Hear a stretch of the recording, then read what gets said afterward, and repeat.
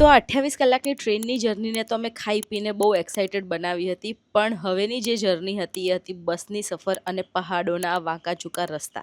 Hi, my name is વિધિ અને હું મારી 3 ફ્રેન્ડ સાથે જઈ રહી છું હિમાલય ટ્રેકિંગ ઉપર.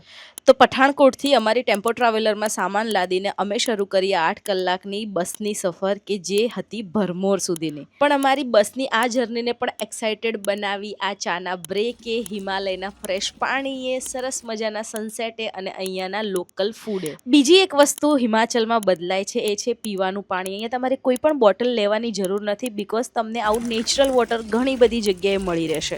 આમ તો જનરલી જ્યારે તમે આવા વાંકા ચૂકા રસ્તા ઉપર ટ્રાવેલ કરતા હોય ત્યારે જનરલી ફૂડ અવોઇડ કરવું જોઈએ, પણ મારાથી એ વસ્તુ પોસિબલ નથી, કેમ કે પહાડોમાં આવીને અહીંયાનું ફૂડ મને વધારે અટ્રેક્ટ કરે છે.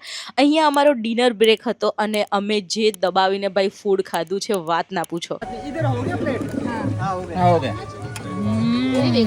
આમ ખાતા પીતા ને સનસેટ જોતા જોતા અમારી સવારી ફાઇનલી રાત્રે 11:30 પહોંચી ભરમોર. 2 દિવસની જર્ની પછી અમે પહોંચી ગયા છીએ અમારા ડેસ્ટિનેશન ઉપર, જેનું નામ છે ભરમોર. અને ભરમોરની ગલીઓમાં રાત્રે 11:30 અમારા થેલા લઈને અમે રખડી રહ્યા છીએ.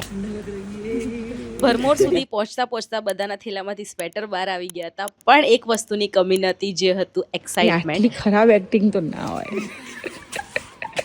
કાલે સવારનો સૂર્યોદય કેવો હશે એની બધા રાહ જોતા જોતા આજનો દિવસ અમે લોકોએ પૂરો કર્યો અહીંયા.